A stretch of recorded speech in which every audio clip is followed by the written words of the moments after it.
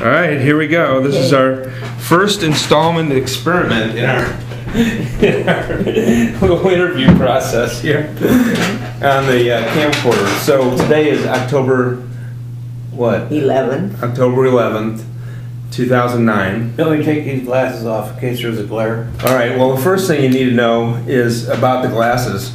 On the bottom here, you'll see a little pilot or a little plane. Dad's always had a little plane on the bottom of his glasses because he used to do amateur airline pilot, not a professional pilot, but for fun. And I'm still a pilot. you're still a pilot. When did you start that again? Probably 20 years ago? Oh yeah, Or more? 20 years ago probably. Yeah. And Maybe a little more. because you took lessons from Joe Ellen's ex-husband. Right. So that would have been, yeah, it probably would have been at least 20 years ago.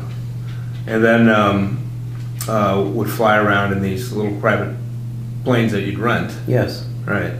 So anyway, I thought that the first thing we could talk about was sheep. Well, that's an appropriate subject. Yeah, so I remember as a kid that we had, when we lived on Fedler Road, that we had sheep. But I can't remember, it was like 40 sheep or something like that? Well, not when you guys were younger. As you got older, I think when you got 4-H, we had some more. But I think we had about 25 or 30. Okay, and if I remember right, there was the house and then there was like this space, like a field or something. Cornfield. Yeah, and then back behind the cornfield there was woods. Yes.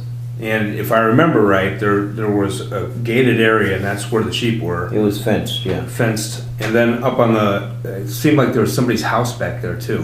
Mm-hmm. Whose house That was was it? the Weirds. Oh yeah, that's right.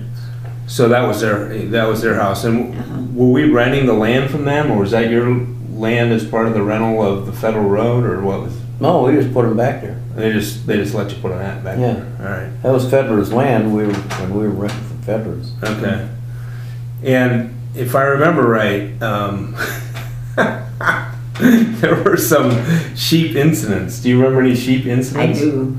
What do you remember? I remember the gate must have been open and they got out and they came through the field and they were coming by the house and I saw them and Dad was at work and you were a little toddler and Tom was a little baby.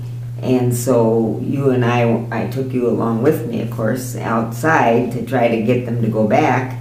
And instead they went toward the road, and we lived on a side road, but we were only about a half a mile from Because she was chasing them instead of herding them. Well, like I'm not a farm girl, so I didn't know what I'm supposed to do. And so I was very upset that had to do this because I was scared and I thought they were heading towards 41, Route 41, which is a 4-lane, very busy highway. Right. And luckily, after some few minutes of going, and they were heading that way, I was lucky that a neighbor saw me in distress, and he came with his pickup truck. He was a farmer from across the 41. Who was that? His name was Frank Schreiber. Then that's George Nubbets. The New York Frank Nubbets. That was the Nubbets. nickname, but it was Lori's father. Yeah, Lori right. Schreiber.